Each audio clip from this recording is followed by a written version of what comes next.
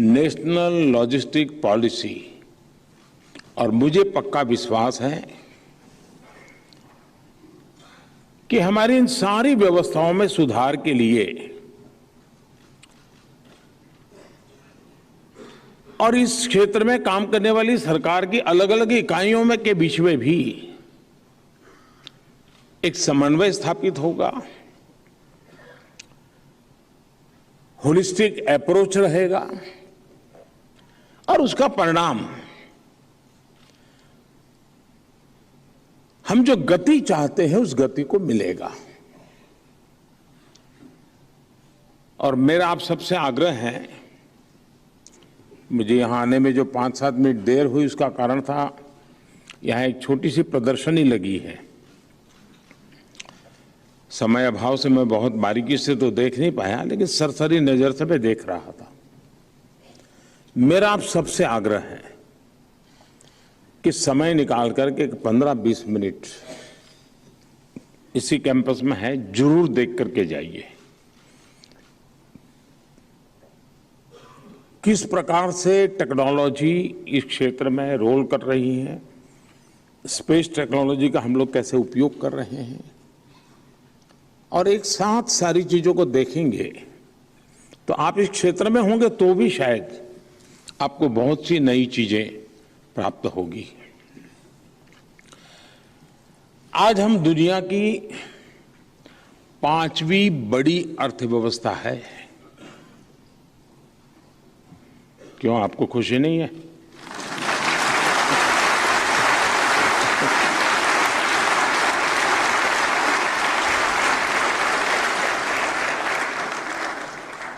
देर आए दुरुस्त आए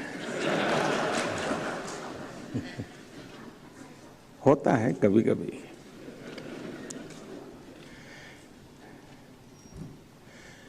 क्योंकि चारों तरफ इतनी नेगेटिविटी का भरमार होता है कि उसमें कभी कभी अच्छाइयों को ढूंढने में बड़ा टाइम लगता है। और देश बदल रहा है जी। एक समय था हम कबूतर उड़ा छोड़ते थे, आज चिता छोड़ते हैं।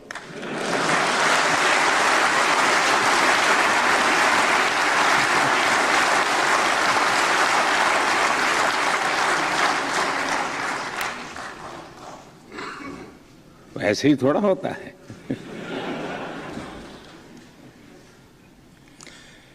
लेकिन आज प्रातः चीता छोड़ना और शाम को लॉजिस्टिक पॉलिसी का कोई मेल तो है ही जी।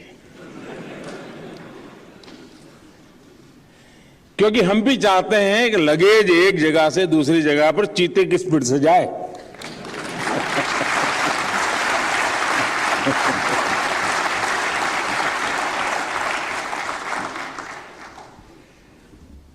देश उसी तेज गति से आगे बढ़ना चाहता है। साथियों, मेक इन इंडिया और आत्मनिर्भर होते भारत की गूंज सिर्फ भारत में नहीं, बाहर भी सुनाई देती है।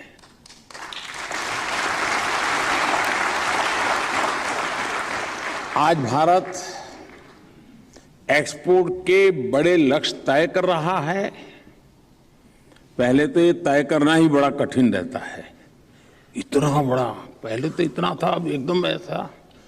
लेकिन एक बार तय हो जाए तो देश कर भी देता है। उन लक्ष्यों को पूरा कर रहा है देश। आज भारत के मैन्युफैक्चरिंग सेक्टर का सामर्थ्य, एक प्रकार से भारत मैन्युफैक्चरिंग हब के रूप में उभर रहा है, ये दुनिया के मन में स्थिर हो रहा है, इसकी स्वीकृति बन रही है। जो लोग पीएलआई स्कीम का अध्ययन करेंगे उनको पता चलेगा कि विश्व ने इसको स्वीकार कर लिया है जी। ऐसे में नेशनल लॉजिस्टिक पॉलिसी हर क्षेत्र के लिए बहुत ही नई ऊर्जा लेकर के आई है। मैं सभी स्टेक होल्डर्स को, व्यापारियों को, कारोबारियों को, निर्यातकों को देश के किसानों को मैं आज इस महत्वपूर्ण इनिशिएटिव के लिए, जो उनके लिए एक बहुत बड़ा एक प्रकार से जड़ी बूटी उनके हाथ लगने वाली है, इसके लिए अनेक अनेक शुभकामनाएं देता हूं, बहुत बहुत बधाई देता हूं।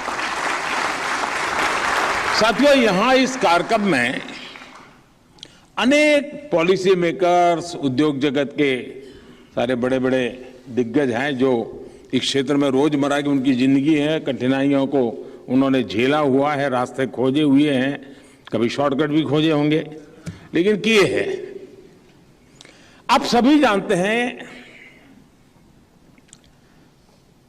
और जो कल कुछ लोग लिखेंगे उसको मैं आज कह देता हूं।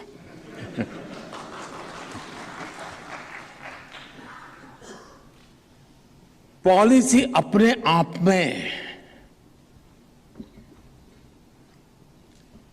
परिणाम नहीं होती है, पॉलिसी प्रारंभ होती है।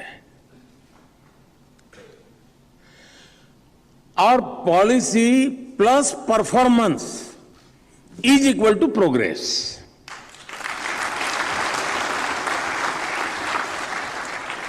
यानी पॉलिसी के साथ परफॉर्मेंस के पैरामीटर हो, परफॉर्मेंस का रोड मैप हो, परफॉर्मेंस के लिए टाइमलाइन हो, ये जब जुड़ जाती है तो policy plus performance is equal to progress.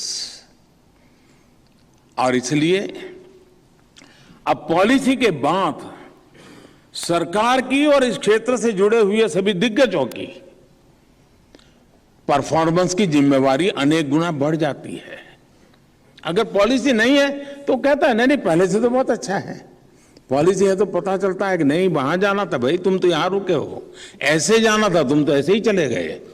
Policy एक प्रकार से ड्राइविंग फोर्स के रूप में काम करती है, गाइडिंग फोर्स के रूप में भी काम करती है। और इसलिए इस पॉलिसी को सिर्फ एक कागजी दस्तावेज के रूप में न देखा जाए, हमें जिस चीते की गति से पूरब से पश्चिम तक माल ले जाना है उस गति को हमने पकड़ना है जी। आज का भारत कोई भी पॉलिसी बनाने से पहले, उसे लागू करने से पहले उसके लिए एक ग्राउंड तैयार करता है और तभी वो पॉलिसी सफलता से इंप्लीमेंट हो पाती है और तब जाकर के प्रोग्रेस की संभावनाएं बनती है। नेशनल लॉजिस्टिक पॉलिसी भी अचानक एक दिन ऐसे ही लॉन्च नहीं की जा रही है, इसके पीछे 8 वर्षों की मेहनत है, नीतिगत बदलाव है, अहम निर्णय है। और अगर मैं अपने लिए कहूं तो मैं कह सकता हूं कि 2001 से 2022 तक मुझे 22 साल का इसमें अनुभव मेरा जुड़ा है।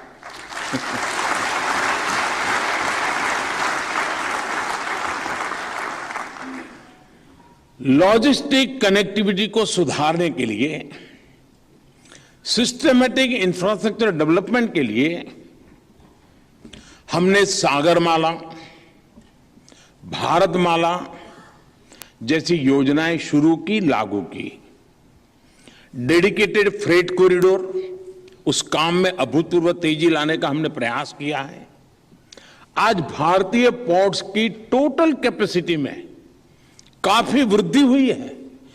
कंटेनर वेसल्स का औसत टर्न अराउंड 44 आवर्स, 44 घंटे से अब वो घट करके 26 घंटे पर आया गया है।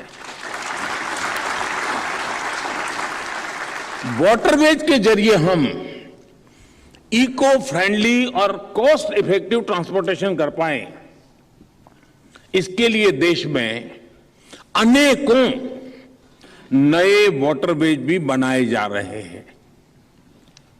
एक्सपोर्ट में मदद मिले, इसके लिए देश में करीब करीब 40 एयर कार्गो टर्मिनल्स भी बनाए गए हैं।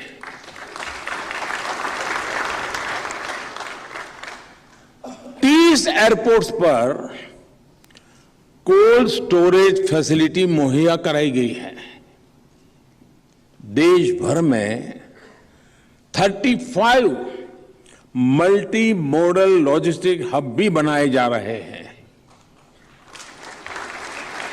आप सभी ने देखा है कि कोरोना संकट के समय में देश ने किसान रेल और किसान उड़ान का भी प्रयोग शुरू किया। देश के दूर दराज के क्षेत्रों से कृषि उपज को मुख्य बाजारों तक पहुंचाने में इन्होंने बहुत मदद की। कृषि उड़ान ने किसानों की उपज को विदेशों तक पहुंचाया। आज देश के करीब करीब 60 एयरपोर्ट्स वहां से कृषि उड़ान की सुविधा उपलब्ध है। मुझे पक्का विश्वास है, मेरा भाषण सुनने के बाद कुछ हमारे पत्रकार मित्र मुझे फोन करेंगे कि ये तो हमें मालूम ही नहीं था।